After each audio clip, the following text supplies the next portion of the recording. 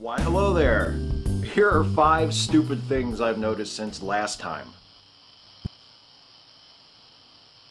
It's really expensive. They're remaking the Texas Chainsaw Massacre. Again. Tobe Hooper's 1974 original has spawned 2 sequels, 2 remakes, a prequel to the second remake, and now, starting production next month, a 3rd remake. Oh, and this one's going to be in 3D, so... You know, I agree with Lionsgate that the problem with the Texas Chainsaw films has been how two-dimensional they are, but I don't think we're talking about the same thing. BornAgain Christians who claim they used to be atheists. I've encountered this phenomenon in Facebook discussions lately, and there are several prominent Christian apologists who claim that they used to be atheists before they found Jesus. Maybe I'm too cynical, maybe I'm just blinded by my own position, but I just don't think this type of conversion ever actually happens. Either you're not really a Christian now, or you weren't really an atheist then. How do you go from not believing in Santa Claus to believing in Santa Claus? Somebody, please, show me the evidence for Christianity that is that compelling. The rapture that wasn't. According to one particular kooky Christian sect, the world was supposed to end on Saturday, May 21st. Well, it's Monday, May 23rd, and we're all still here. Christian, Jew, miscellaneous. Actually, I'll let you in on a little secret. I taped this on Friday the 20th. Should sort of let you know how seriously I take the prediction. Christians have been predicting the end of the world since the time of Christ, and they've never been right. Did you hear that?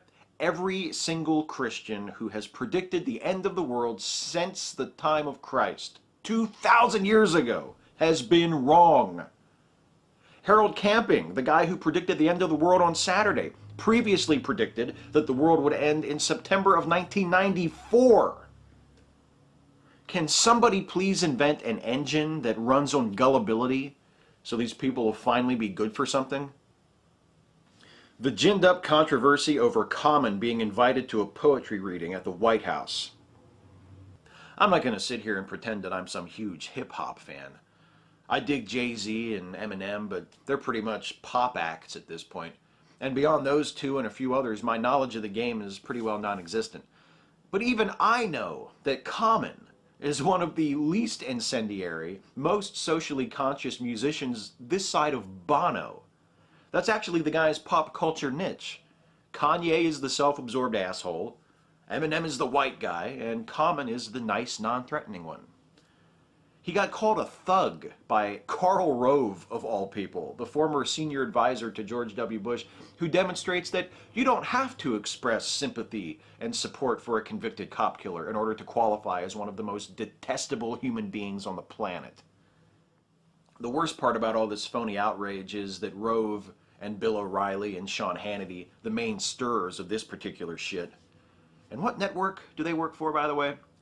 These guys aren't pandering to people who don't like hip-hop. They're pandering to people who don't want to like hip-hop. Not because the music doesn't suit their taste, but because the people and the culture who produce the music don't fit in with their narrow, bigoted view of how the world, and in particular the United States, ought to look and to sound. You Tea Partiers and Obama critics sick of always being accused of racism. There's a real simple fix. Stop acting like racists. Kirk Cameron. Not Kirk Cameron's challenging of Stephen Hawking, arguably the most important and influential scientist since Einstein, on the scientifically uncontroversial claim that it's unnecessary to assume the existence of God to explain the universe. Not Kirk Cameron's statement to an E! Online reporter that it's difficult to argue with Hawking because the degenerative motor neuron disease from which Hawking has suffered for over 50 years has given him an unfair advantage.